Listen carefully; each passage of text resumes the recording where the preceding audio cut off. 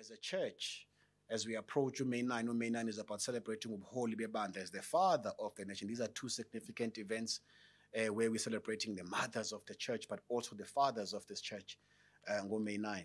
We cannot celebrate that in the same spirit that we normally do when something like this has happened in the province. It doesn't mean we will not honor the day. We will commemorate the day as we should in a service and whatever arrangements you make, but it cannot be a full-on celebration with all the festivities. Instead, we have requested to all the monies that would have been collected, including imali yokudla, including imali ye water bottle for those, including whatever arrangements that we would have done. And I want to go as far as saying, including the gifts that we would have exchanged amongst each other.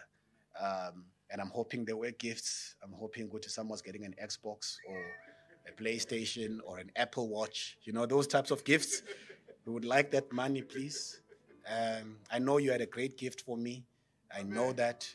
And we would like that money, please. It needs to go into the relief. And we are collecting these monies, and we will be donating. And we are working through our outreach in KZN to identify places where we can have impact. I want to say, the scale of the devastation in KZN is so huge that you don't even know where to begin. It is just so massive. But you have to do something. And you have to start somewhere. Even if we touch 5 people, it will make a huge difference to those 5 people. It is our faith at work. And so that is the work that we are on, Konamanje. And so May 9 is not cancelled. I'm not that guy who cancelled Christmas. May 9 has not been cancelled. Christmas is not been cancelled. It is happening, but in a different way. And we will still come together on that weekend and celebrate. But God will obviously also give us more days and more time. So I understand to go to the Founders Cup. So the Founders Cup is happening. It is definitely not cancelled. It is happening, but it looks likely that it will be moved from KZN potentially to Johannesburg. But all of those plans will be communicated by those that are making those arrangements. But we want to be there when our people are needing us. We want to be there when they are praying. We want to be there when they are besides those waters of Babylon. We want to be there and give them coverage. This is what we are about. Amen. This is what we are about. Amen. And those that have done all of these things for my name's sake, not for their own names, not for their own glory, but those who do all of these things because I have blessed them. He says, I will give them 100-fold. 100-fold is a spiritual concept that God promises us, that he will give us beyond measure.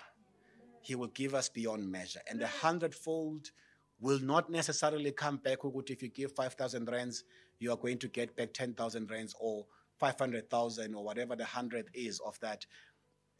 That's not what God is promising, even though that is part of the equation too. But it's in every area of your life. Amen. It is in every area. You may get 20% financially, you get 30%.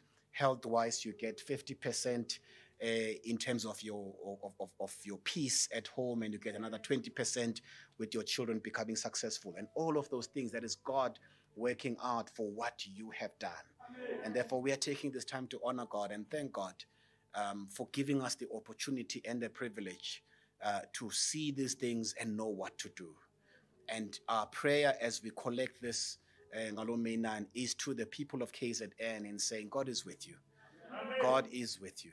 Even in this time and during this time, the blessing of God. I was talking to somebody, people are saying all sorts of things, and people are prophets of doom, and they're saying, oh, KZN is doomed, and KZN economy is never going to recover. I'm telling you right now, because I am a Zulu person from KZN, that loves that province so much with my dear heart, but secondly, because I'm a believer of a God of restoration.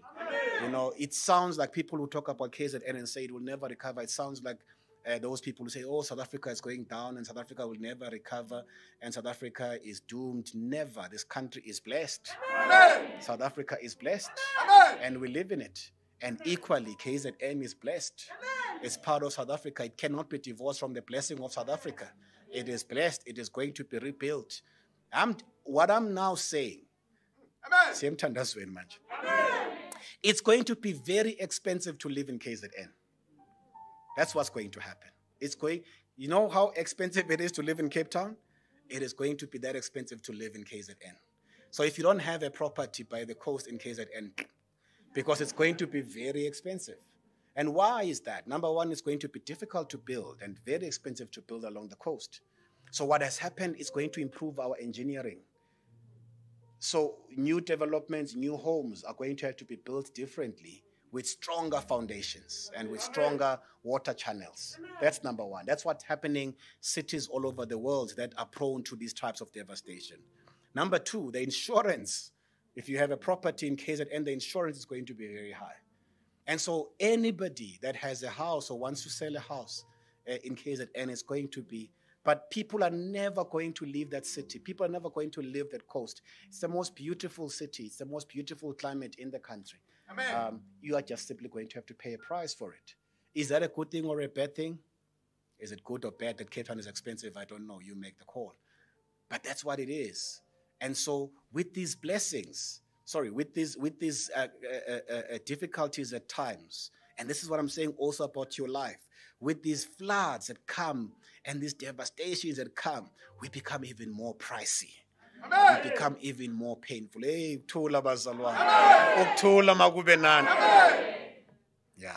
When you find a person, let me not just say a woman, it could be a man as well. When you find a person that has gone through storms in their life, they don't come cheap, especially once they've found restoration in Christ.